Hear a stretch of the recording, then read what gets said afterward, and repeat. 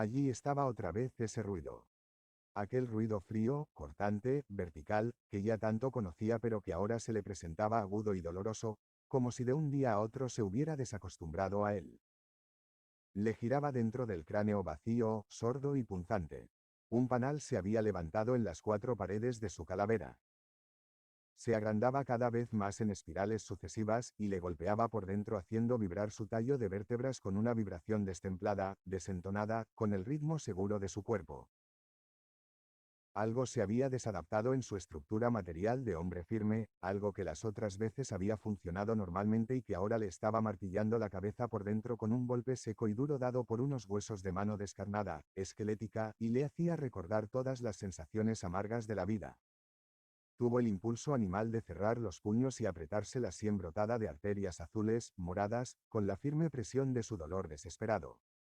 Hubiera querido localizar entre las palmas de sus dos manos sensitivas el ruido que le estaba taladrando el momento con su aguda punta de diamante. Un gesto de gato doméstico contrajo sus músculos cuando lo imaginó perseguido por los rincones atormentados de su cabeza caliente, desgarrada por la fiebre. Ya iba a alcanzarlo. No, el ruido tenía la piel resbaladiza, intangible casi. Pero él estaba dispuesto a alcanzarlo con su estrategia bien aprendida y apretarlo larga y definitivamente con toda la fuerza de su desesperación. No permitiría que penetrara otra vez por su oído, que saliera por su boca, por cada uno de sus poros o por sus ojos que se desorbitarían a su paso y se quedarían ciegos mirando la huida del ruido desde el fondo de su desgarrada oscuridad. No permitiría que le estrujara más sus cristales molidos, sus estrellas de hielo, contra las paredes interiores del cráneo. Así era el ruido aquel, interminable como el golpear de la cabeza de un niño contra un muro de concreto. Como todos los golpes duros dados contra las cosas firmes de la naturaleza. Pero ya no le atormentaría más si pudiera acercarlo, aislarlo. Ir cortando contra su propia sombra la figura variable. Y agarrarlo. Apretarlo ahora sí definitivamente, arrojarlo con todas sus fuerzas contra el pavimento y pisotearlo con ferocidad hasta cuando ya no pudiera moverse verdaderamente, hasta cuando pudiera decir, jadeante, que había dado muerte al ruido que lo atormentaba, que lo enloquecía y que ahora estaba tirado en el suelo como cualquier cosa común convertido en un muerto integral. Pero le era imposible apretarse las sienes. Sus brazos se habían reducido y eran ahora los brazos de un enano, unos brazos pequeños, regordetes, adiposos. Trató de sacudir la cabeza. La sacudió. El ruido apareció entonces con mayor fuerza dentro del cráneo que se había endurecido, agrandado y que se sentía atraído con mayor fuerza por la gravedad. Estaba pesado y duro aquel ruido. Tan pesado y duro que de haberlo alcanzado y destruido habría tenido la impresión de estar deshojando una flor de plomo. Había sentido ese ruido, las otras veces, con la misma insistencia. Lo había sentido, por ejemplo, el día en que murió por primera vez. Cuando, ante la vista de un cadáver, se dio cuenta de que era su propio cadáver. Lo miró y se palpó. Se sintió intangible, inespacial, inexistente. Él era verdaderamente un cadáver y estaba sintiendo ya, sobre su cuerpo joven y enfermizo, el tránsito de la muerte.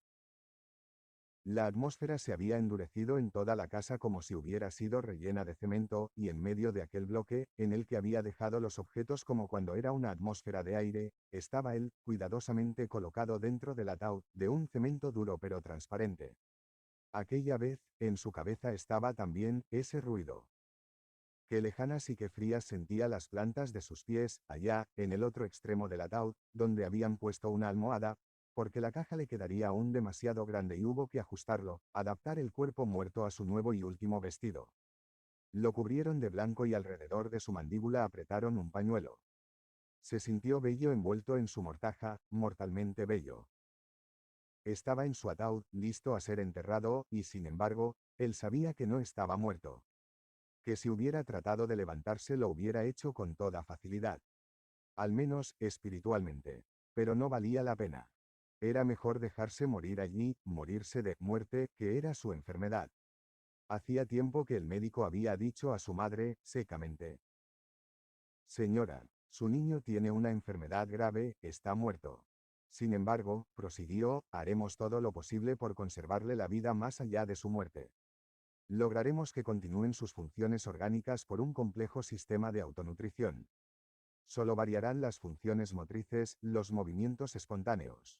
Sabremos de su vida por el crecimiento que continuará también normalmente. Es simplemente una muerte viva. Una real y verdadera muerte. Recordaba las palabras pero confundidas. Tal vez no las oyó nunca y fue creación de su cerebro cuando subía la temperatura en las crisis de la fiebre tifoidea. Cuando se sumergía en el delirio. Cuando leía la historia de los faraones embalsamados. Al subir la fiebre, él mismo se sentía protagonista de ella. Allí había empezado una especie de vacío en su vida. Desde entonces no podía distinguir, recordar, cuáles acontecimientos eran parte de su delirio y cuáles de su vida real. Por lo tanto, ahora dudaba. Tal vez el médico nunca habló de esa extraña muerte viva. Es ilógica, paradojal, sencillamente contradictoria. Y eso lo hacía sospechar ahora que, efectivamente, estaba muerto de verdad. Que hacía 18 años que lo estaba. Desde entonces, en el tiempo de su muerte tenía 7 años, su madre le mandó hacer un ataúd pequeño, de madera verde, un ataúd para un niño, pero el médico ordenó que le hicieran una caja más grande, una caja para un adulto normal, pues aquella, pequeña, podría atrofiar el crecimiento y llegaría a ser un muerto deforme o un vivo anormal. O la detención del crecimiento impediría darse cuenta de la mejoría. En vista de aquella advertencia, su madre le hizo construir un ataúd grande, para un cadáver adulto, y le colocó 3 almohadas a los pies, con el fin de ajustarlo. Pronto empezó a crecer dentro de la caja, de tal manera que cada año podían sacarle un poco de lana a la almohada extrema para darle margen al crecimiento. Había pasado así media vida. 18 años. Ahora tenía 25. Y había llegado a su estatura definitiva, normal. El carpintero y el médico se equivocaron en el cálculo e hicieron el ataúd medio metro más grande. Supusieron que él tendría la estatura de su padre, que era un gigante semibárbaro. Pero no fue así. Lo único que de él heredó fue la barba poblada. Una barba azul, espesa, que su madre acostumbraba a arreglar para verlo decentemente dentro de su ataúd. Una barba azul, espesa, que su madre acostumbraba a arreglar para verlo decentemente dentro de su ataúd. Esa barba le molestaba terriblemente en los días de calor. Pero había algo que le preocupaba más que ese ruido. Eran los ratones. Precisamente, cuando niño, nada había en el mundo que le preocupara más, que le produjera más terror, que los ratones. Y eran precisamente esos animales asquerosos los que habían acudido al olor de las bujías que ardían a sus pies.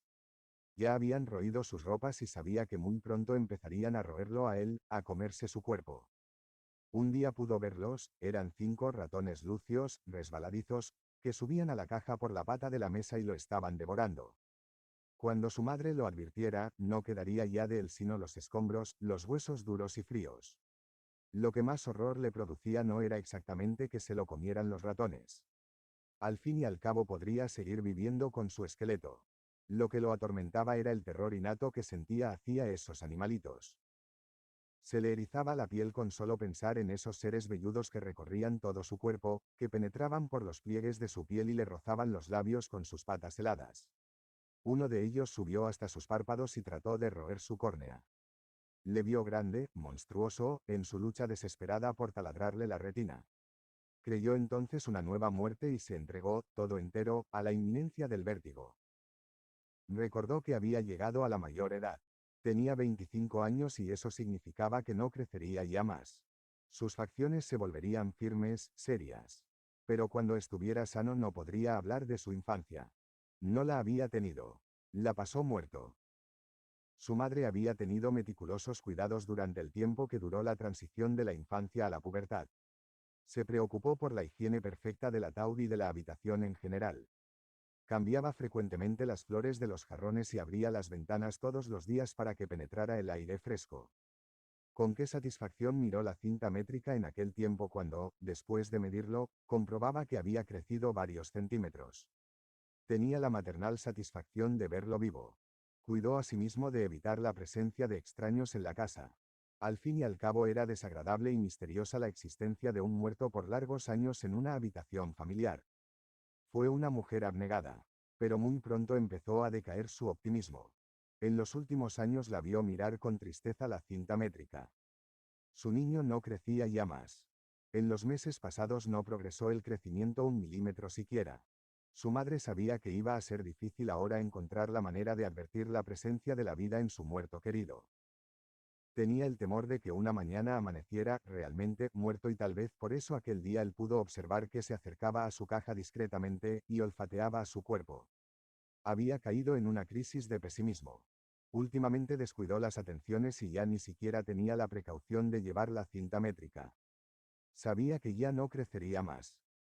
Y él sabía que ahora estaba, realmente, muerto. Lo sabía por aquella apacible tranquilidad con que su organismo se dejaba llevar. Todo había cambiado intempestivamente. Los latidos imperceptibles que solo él podía percibir se habían desvanecido ahora de su pulso. Se sentía pesado, atraído por una fuerza reclamadora y potente hacia la primitiva sustancia de la Tierra. La fuerza de gravedad parecía atraerlo ahora con un poder irrevocable. Estaba pesado como un cadáver positivo, innegable. Pero estaba más descansado así. Ni siquiera tenía que respirar para vivir su muerte. Imaginariamente, sin tocarse, recorrió uno a uno cada uno de sus miembros. Allí sobre una almohada dura, estaba su cabeza levemente vuelta hacia la izquierda. Imaginó su boca entreabierta por la delgada orilla de frío que le llenaba la garganta de granizo. Estaba tronchado como un árbol de 25 años. Quizá trató de cerrar la boca. El pañuelo que había apretado a su quijada estaba flojo. No pudo colocarse, componerse, tomar una pose, siquiera para parecer un muerto decente. Ya los músculos, los miembros, no acudían como antes, puntuales al llamado de su sistema nervioso. Ya no era el de 18 años atrás, un niño normal que podía moverse a gusto.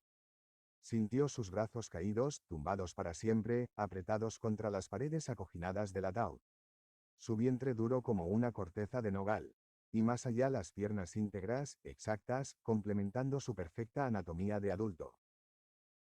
Su cuerpo reposaba con pesadez pero apaciblemente, sin malestar alguno, como si el mundo se hubiera detenido de repente y nadie interrumpiera el silencio, como si todos los pulmones de la tierra hubieran dejado de respirar para no interrumpir la liviana quietud del aire. Se sentía feliz como un niño boca arriba sobre la hierba fresca y apretada contemplando una nube alta que se aleja por el cielo de la tarde. Era feliz aunque sabía que estaba muerto, que reposaba para siempre en la caja recubierta de seda artificial. Tenía una gran lucidez. No era como antes, después de su primera muerte, en que se sintió embotado, bruto. Las 4 bujías que habían puesto en derredor suyo y que eran renovadas cada 3 meses, empezaban a agotarse nuevamente, precisamente cuando iban a ser indispensables. Sintió la vecindad de la frescura en las violetas húmedas que su madre había llevado aquella mañana. La sintió en las azucenas, en las rosas. Pero toda aquella terrible realidad no le causaba ninguna inquietud, al contrario, era feliz allí, solo con su soledad. Sentiría miedo después. ¿Quién sabe? Era duro pensar en el momento en que el martillo golpeara los clavos sobre la madera verde y crujiera el ataúd bajo la esperanza segura de volver a ser árbol. Su cuerpo, atraído ahora con mayor fuerza por el imperativo de la tierra, quedaría ladeado en un fondo húmedo, arcilloso y blando, y allá arriba, sobre 4 metros cúbicos, se irían apagando los últimos golpes de los sepultureros. No, allí tampoco sentiría miedo. Eso sería la prolongación de su muerte, la prolongación más natural de su nuevo estado. No quedaría ya ni un grado de calor en su cuerpo, su médula se habría enfriado para siempre y unas estrellitas de hielo penetrarían hasta el tuétano de sus huesos. Qué bien se acostumbraría a su nueva vida de muerto. Un día, sin embargo, sentirá que se derrumba su armadura sólida, y cuando trate de citar, de repasar cada uno de sus miembros, no los encontrará. Sentirá que no tiene forma exacta definida, y sabrá resignadamente que ha perdido su perfecta anatomía de 25 años y que se ha convertido en un puñado de polvo sin forma, sin definición geométrica. En el polvillo bíblico de la muerte. ¿Acaso sienta entonces una ligera nostalgia, nostalgia de no ser un cadáver formal, anatómico, sino un cadáver imaginario, abstracto, armado únicamente en el recuerdo borroso de sus parientes? Sabrá entonces que va a subir por los vasos capilares de un manzano y a despertarse mordido por el hambre de un niño en una mañana otoñal. Sabrá entonces, y eso sí le entristecía, que ha perdido su unidad, que ya no es, siquiera, un muerto ordinario, un cadáver común. La última noche la había pasado feliz, en la solitaria compañía de su propio cadáver. Pero al nuevo día, al penetrar los primeros rayos de sol tibio por la ventana abierta, sintió que su piel se había reblandecido. Observó un momento. Quieto, rígido. Dejó que el aire corriera sobre su cuerpo. No pudo dudarlo, allí estaba el olor. Durante la noche la cadaverina había empezado a hacer sus efectos. Su organismo había empezado a descomponerse, a pudrirse, como el cuerpo de todos los muertos.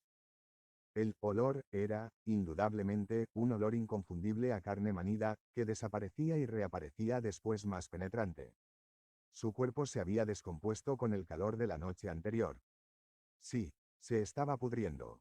Dentro de pocas horas vendría su madre a cambiar las flores y desde el umbral la azotaría el tufo de la carne descompuesta.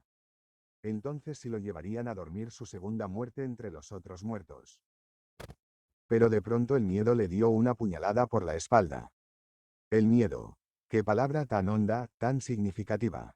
Ahora tenía miedo, un miedo físico verdadero. ¿A qué se debía? Él lo comprendía perfectamente y se le estremecía la carne, probablemente no estaba muerto. Lo habían metido allí, en esa caja que ahora sentía perfectamente, blanda, acolchonada, terriblemente cómoda, y el fantasma del miedo le abrió la ventana de la realidad, lo iban a enterrar vivo. No podía estar muerto porque se daba cuenta exacta de todo, de la vida que giraba en torno suyo, murmurante. Del olor tibio de los heliotropos que penetraba por la ventana abierta y se confundía con el otro olor. Se daba perfecta cuenta del lento caer del agua en el estanque. Del grillo que se había quedado en el rincón y seguía cantando, creyendo que aún duraba la madrugada. Todo le negaba su muerte. Todo menos el olor. Pero, ¿cómo podía saber que ese olor era suyo? Tal vez su madre había olvidado el día anterior cambiar el agua de los jarrones y los tallos estaban pudriéndose. O tal vez el ratón que el gato había arrastrado hasta su pieza se descompuso con el calor. No, el olor no podía ser de su cuerpo. El olor no podía ser de su cuerpo. Hacía unos momentos estaba feliz con su muerte porque creía estar muerto. Porque un muerto puede ser feliz con su situación irremediable. Pero un vivo no puede resignarse a ser enterrado vivo. Sin embargo, sus miembros no respondían a su llamado. No podía expresarse y era eso lo que le causaba terror, el mayor terror de su vida y de su muerte. Lo enterrarían vivo. Podría sentir, darse cuenta del momento en que clavaran la caja. Sentiría el vacío del cuerpo suspendido en hombros de los amigos, mientras su angustia y su desesperación se irían agrandando a cada paso de la procesión. Inútilmente tratará de levantarse, de llamar con todas sus fuerzas desfallecidas, de golpear por dentro del ataúd oscuro y estrecho para que supieran que aún vivía, que iban a enterrarlo vivo. Sería inútil, allí tampoco responderían sus miembros al urgente y último llamado de su sistema nervioso. Oyó ruidos en la pieza contigua. Estaría dormido. Habría sido una pesadilla toda esa vida de muerto. Pero el ruido de la vajilla no continuó. Se puso triste y quizá tuvo disgusto por ello.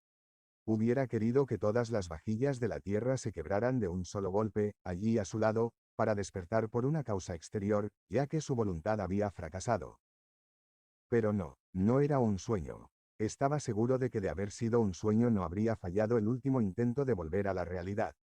Él no despertaría ya más. Sentía la blandura del ataúd y el olor había vuelto ahora con mayor fuerza, con tanta fuerza que ya dudaba de que era su propio olor. Hubiera querido ver allí a sus parientes antes de que comenzara a deshacerse y el espectáculo de la carne putrefacta les produjera asco. Los vecinos huirían espantados del féretro con un pañuelo en la boca. Escupirían. No, eso no, era mejor que lo enterraran. Era preferible salir de eso cuanto antes. Él mismo quería ahora deshacerse de su propio cadáver. Ahora sabía que estaba verdaderamente muerto o al menos inapreciablemente vivo. Daba lo mismo. De todos modos persistía el olor. Resignado oiría las últimas oraciones, los últimos latinajos mal respondidos por los acólitos. El frío lleno de polvo y de huesos del cementerio penetrará hasta sus huesos y tal vez disipe un poco ese olor. Tal vez, quién sabe, la inminencia del momento le haga salir de ese letargo. Cuando se sienta nadando en su propio sudor, en una agua viscosa, espesa, como estuvo nadando antes de nacer en el útero de su madre. Tal vez entonces esté vivo. Pero estará ya tan resignado a morir, que acaso muera de resignación. Eva está dentro de su gato, 1947. De pronto notó que se le había derrumbado su belleza que llegó a dolerle físicamente como un tumor o como un cáncer. Todavía recordaba el peso de ese privilegio que llevó sobre su cuerpo durante la adolescencia y que ahora había dejado caer, quién sabe dónde. Con un cansancio resignado, con un último gesto de animal decadente. Era imposible seguir soportando esa carga por más tiempo. Había que dejar en cualquier parte ese inútil adjetivo de su personalidad, ese pedazo de su propio nombre que a la fuerza de acentuarse había llegado a sobrar. Sí, había que abandonar la belleza en cualquier parte, a la vuelta de una esquina, en un rincón suburbano. O dejarla olvidada en el ropero de un restaurante de segunda clase como un viejo abrigo inservible. Estaba cansada de ser el centro de todas las atenciones, de vivir asediada por los ojos largos de los hombres. En la noche, cuando clavaba en sus párpados los alfileres del insomnio, hubiera deseado ser mujer ordinaria, sin atractivos. Dentro de las cuatro paredes de su habitación todo le era hostil. Desesperada, sentía prolongarse la vigilia por debajo de su piel, por su cabeza, empujando la fiebre hacia arriba, hacia la raíz de su cabello. Era como si sus arterias se hubieran poblado de unos insectos diminutos y calientes que con la cercanía de la madrugada, diariamente, se despertaban y recorrían con sus patas movedizas, en una desgarradora aventura subcutánea, ese pedazo de barro frutecido donde se había localizado su belleza anatómica. En vano luchaba por ahuyentar a aquellos animales terribles. No podía. Eran parte de su propio organismo. Habían estado allí, vivos, desde mucho antes de su existencia física. Venían desde el corazón de su padre que los había alimentado dolorosamente en sus noches de soledad desesperada. O tal vez habían desembocado a sus arterias por el cordón que la llevó atada a su madre desde el principio del mundo. Era indudable que esos insectos no habían nacido espontáneamente dentro de su cuerpo. Ella sabía que venían de atrás, que todos los que llevaron su apellido tuvieron que soportarlos, que tuvieron que sufrirlos como ella cuando el insomnio se hacía invencible hasta la madrugada. Eran esos insectos los mismos que pintaban ese gesto amargo, esa tristeza inconsolable en el rostro de sus antepasados. Ella los había visto mirar desde su apagada existencia, desde su retrato, antiguo, víctimas de esa misma angustia. Todavía recordaba el rostro inquietante de la bisabuela que desde su lienzo envejecido pedía un minuto de descanso, un segundo de paz a esos insectos que allá, en los canales de su sangre, seguían martirizándola y embelleciéndola despiadadamente. No, esos insectos no eran suyos. Venían transmitiéndose de generación a generación sosteniendo con su diminuta armadura todo el prestigio de una casta selecta, dolorosamente selecta.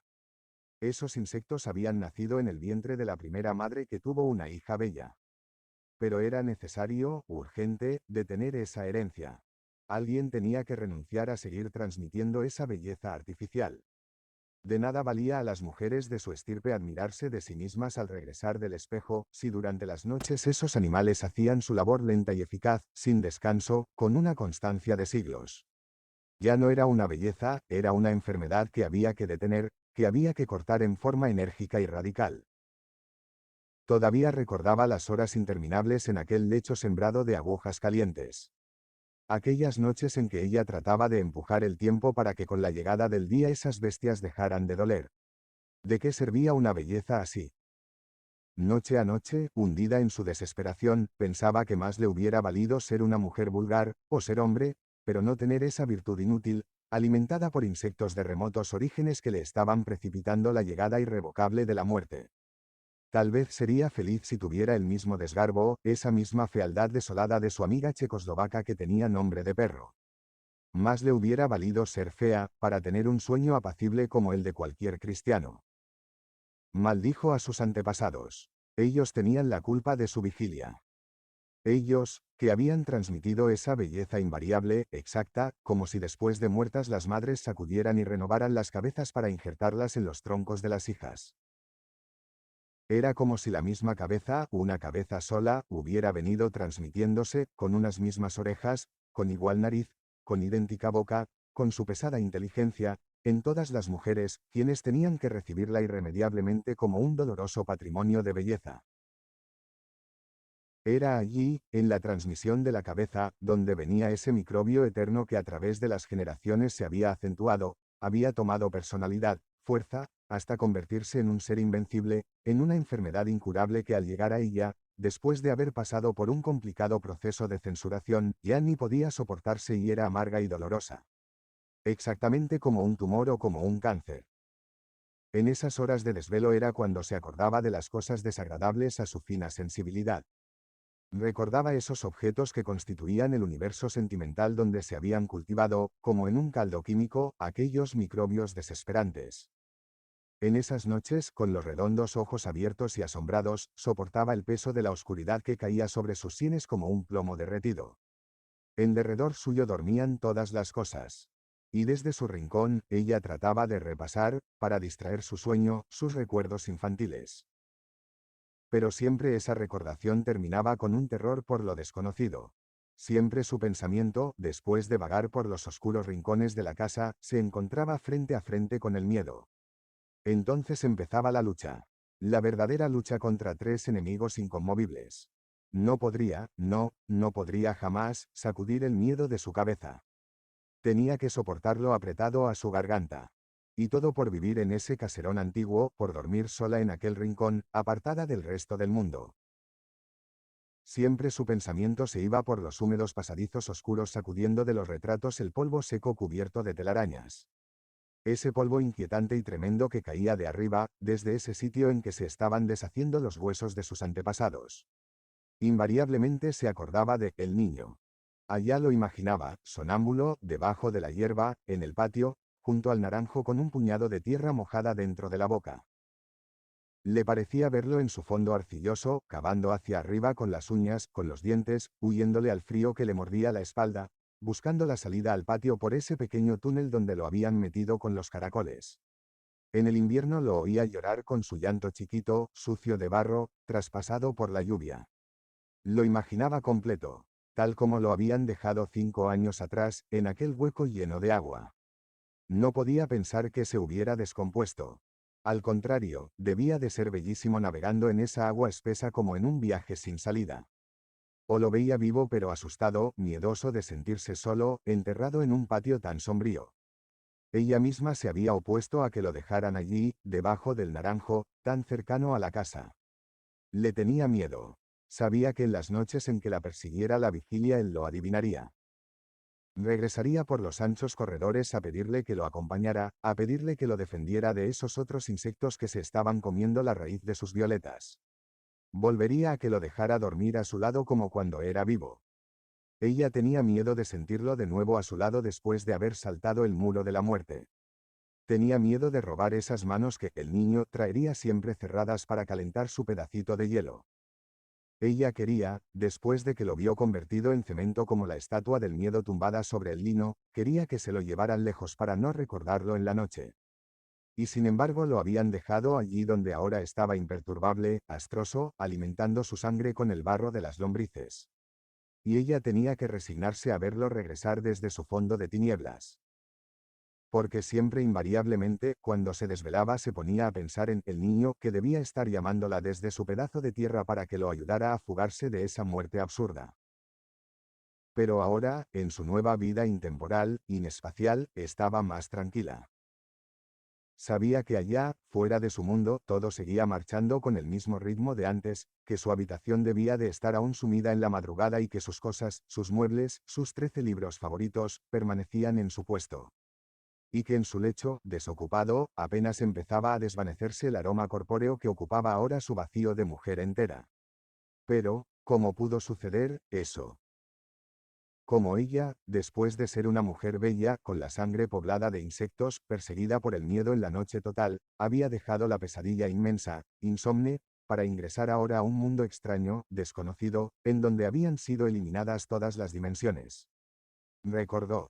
Aquella noche, la de su tránsito, hacía más frío que de costumbre y ella estaba sola en la casa, martirizada por el insomnio. Nadie perturbaba el silencio, y el olor que subía del jardín, era un olor a miedo. El sudor brotaba de su cuerpo como si la sangre de sus arterias se estuviera derramando con su carga de insectos. Deseaba que alguien pasara por la calle, alguien que gritara, que rompiera aquella atmósfera detenida. Que se moviera algo en la naturaleza, que volviera la tierra a girar alrededor del sol. Pero fue inútil. Ni siquiera despertarían esos hombres imbéciles que se habían quedado dormidos debajo de su oreja, dentro de la almohada. Ella también estaba inmóvil. Las paredes manaban un fuerte olor a pintura fresca, ese olor espeso, grande, que no se siente con el olfato sino con el estómago. Y sobre la mesa el reloj único, golpeando el silencio con su máquina mortal. El tiempo. Oh, el tiempo, suspiró ella recordando a la muerte. Y allá, en el patio, debajo del naranjo, seguía llorando, el niño con su llanto chiquito desde el otro mundo. Acudió a todas sus creencias. ¿Por qué no amanecía en aquel momento o se moría de una vez? Nunca creyó que la belleza fuera a costarle tantos sacrificios. En aquel momento, como de costumbre, seguía doliéndole por encima del miedo. Y por debajo del miedo seguían martirizándola esos implacables insectos. La muerte se le había apretado a la vida como una araña que la mordía rabiosamente, dispuesta a hacerla sucumbir. Pero estaba demorando el último instante. Sus manos, esas manos que los hombres apretaban imbécilmente, con manifiesta nerviosidad animal, estaban inmóviles, paralizadas por el miedo, por ese terror irracional que venía de adentro, sin ningún motivo, solo por saberse abandonada en aquella casa antigua. Trató de reaccionar y no pudo. El miedo la había absorbido totalmente y continuaba allí, fijo, tenaz, casi corpóreo, como si fuera una persona invisible que se había propuesto no salir de su habitación. Y lo que más la intranquilizaba era que ese miedo no tuviera justificación alguna, que fuera un miedo único, sin razón, un miedo porque sí. La saliva se había vuelto espesa en su lengua. Era mortificante entre sus dientes esa goma dura que se le pegaba al paladar y fluía sin que ella pudiera contenerla. Era un deseo distinto a la sed. Un deseo superior que estaba experimentando por primera vez en su vida. Por un momento se olvidó de su belleza, de su insomnio y de su miedo irracional. Se desconoció a sí misma. Por un instante creyó que habían salido los microbios de su cuerpo. Sentía que se habían venido pegados a su saliva. Sí, todo eso estaba muy bien. Bien que los insectos la hubieran despoblado y que ahora pudiera dormir. Pero era necesario encontrar un medio para disolver aquella resina que le embotaba la lengua. Si pudiera llegar hasta la despensa y... ¿Pero en qué estaba pensando? Tuvo un golpe de sorpresa. Nunca había sentido ese deseo. La urgencia de la acidez la había debilitado, volviendo inútil la disciplina que había seguido fielmente durante tantos años, desde el día en que sepultaron a el niño. Era una tontería, pero sentía asco de comerse una naranja.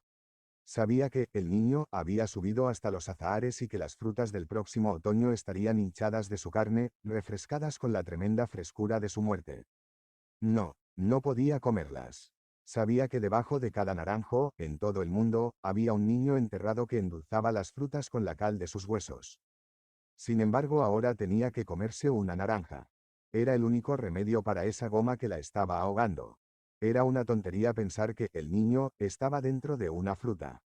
Aprovecharía ese momento en que la belleza había dejado de dolerle para llegar hasta la despensa. Pero, no era raro aquello. Era la primera vez en su vida que sentía verdaderos deseos de comerse una naranja. Se puso alegre, alegre. Ah, qué placer, comerse una naranja. No sabía por qué, pero nunca tuvo un deseo más imperativo. Se levantaría feliz de ser otra vez una mujer normal, cantando alegremente llegaría hasta la despensa, cantando alegremente, como una mujer nueva, recién nacida. Llegaría inclusive hasta el patio y... Su recuerdo se tronchaba de pronto. Recordaba que había tratado de levantarse y que ya no estaba en su cama, que había desaparecido su cuerpo, que no estaban allí sus 13 libros favoritos y que ella no era ya ella. Ahora estaba incorpórea, flotando, vagando sobre una nada absoluta, convertida en un punto amorfo, pequeñísimo, sin dirección. No podía precisar lo sucedido. Estaba confundida. Solo tenía la sensación de que alguien la había empujado al vacío desde lo alto de un precipicio. Y nada más. Pero ahora no sentía ninguna reacción. Se sentía convertida en un ser abstracto, imaginario.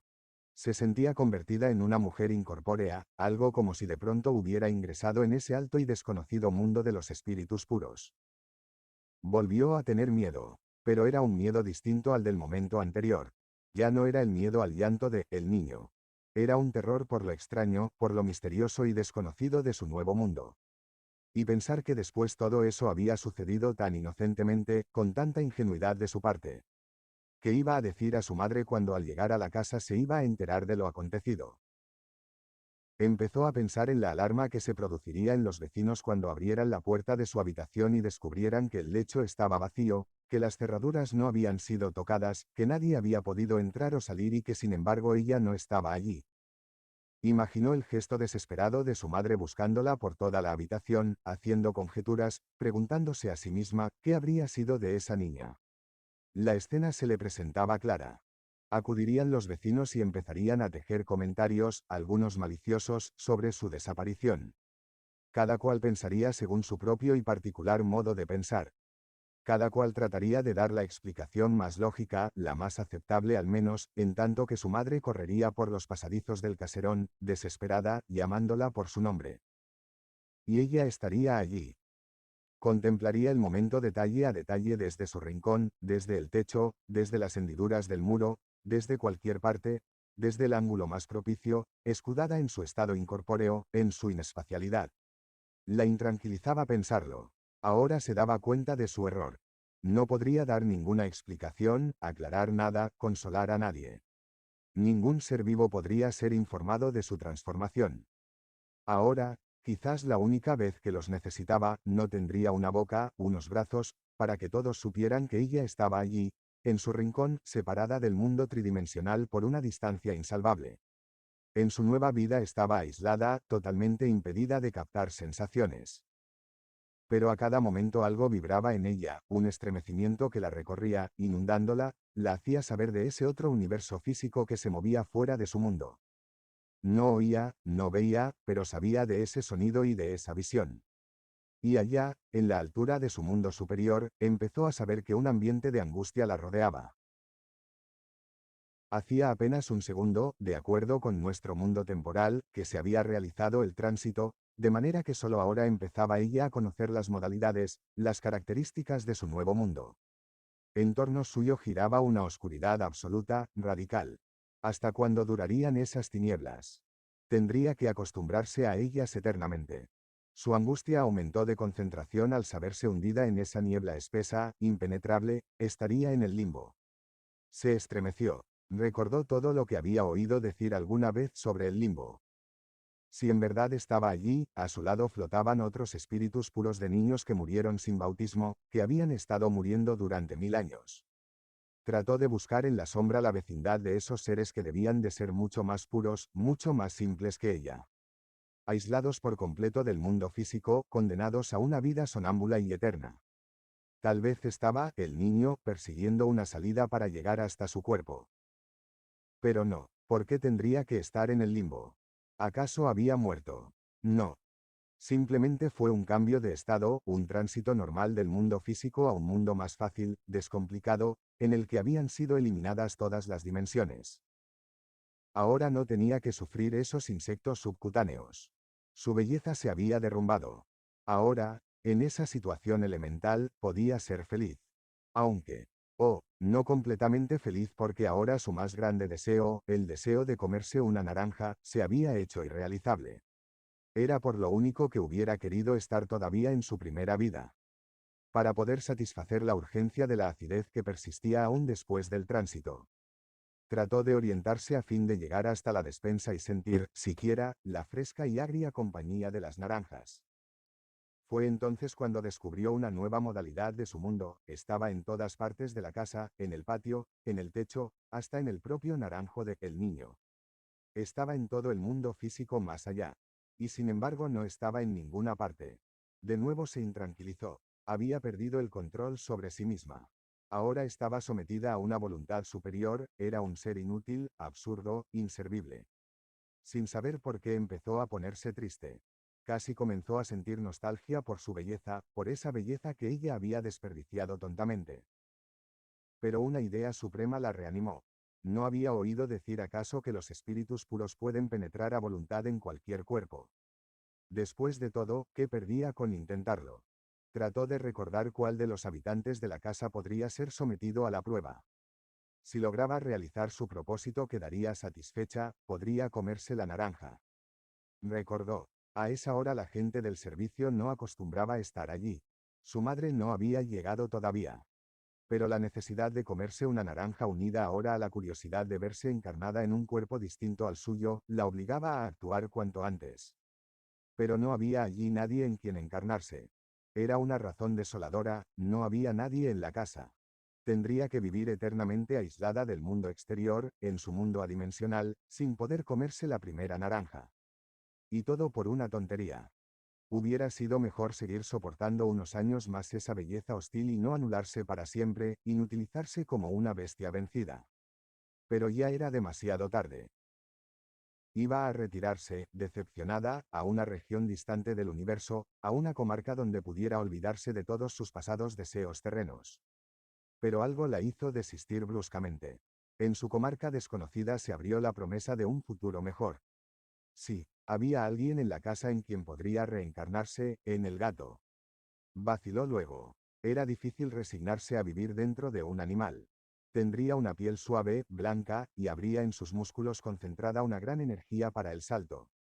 En la noche sentiría brillar sus ojos en la sombra como dos brasas verdes. Y tendría unos dientes blancos, agudos, para sonreírle a su madre desde su corazón felino con una ancha y buena sonrisa animal. Pero no, no podía ser. Se imaginó de pronto metida dentro del cuerpo del gato, recorriendo otra vez los pasadizos de la casa, manejando cuatro patas incómodas y aquella cola se movería suelta, sin ritmo, ajena a su voluntad. ¿Cómo sería la vida desde esos ojos verdes y luminosos? En la noche se iría a maullarle al cielo para que no derramara su cemento enlunado sobre el rostro de el niño que estaría boca arriba bebiéndose el rocío. Tal vez en su situación de gato también sienta miedo. Y tal vez, al fin de todo no podría comerse la naranja con esa boca carnívora. Un frío venido de allí mismo, nacido en la propia raíz de su espíritu tembló en su recuerdo. No, no era posible encarnarse en el gato. Tenía miedo de sentir un día en su paladar, en su garganta, en todo su organismo cuadrúpedo, el deseo irrevocable de comerse un ratón. Probablemente cuando su espíritu empiece a poblar el cuerpo del gato ya no sentiría deseos de comerse una naranja sino el repugnante y vivo deseo de comerse un ratón. Se estremeció al imaginarlo preso entre sus dientes después de la cacería. Lo sintió debatirse en sus últimos intentos de fuga, tratando de liberarse para llegar otra vez hasta su cueva. No, todo menos eso. Era preferible seguir allí eternamente, en ese mundo lejano y misterioso de los espíritus puros. Pero era difícil resignarse a vivir olvidada para siempre. ¿Por qué tenía que sentir deseos de comerse un ratón?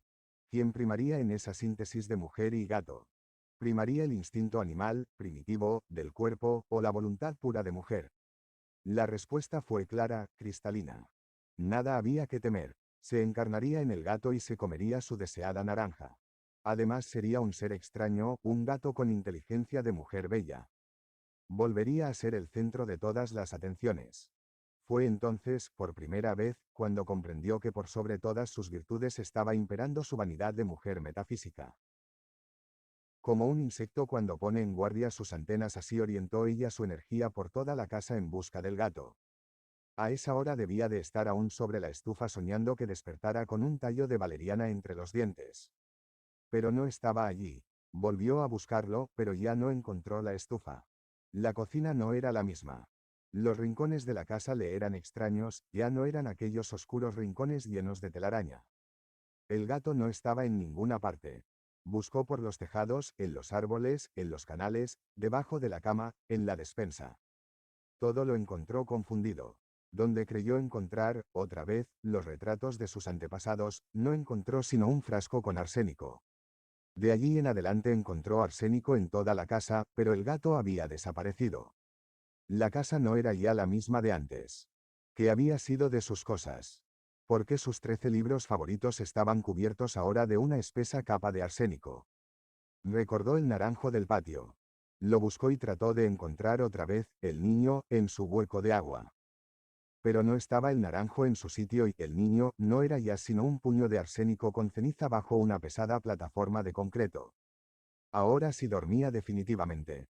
Todo era distinto. Y la casa tenía un fuerte olor arsenical que golpeaba el olfato como desde el fondo de una droguería. Solo entonces comprendió ella que habían pasado ya 3000 años desde el día en que tuvo deseos de comerse la primer naranja.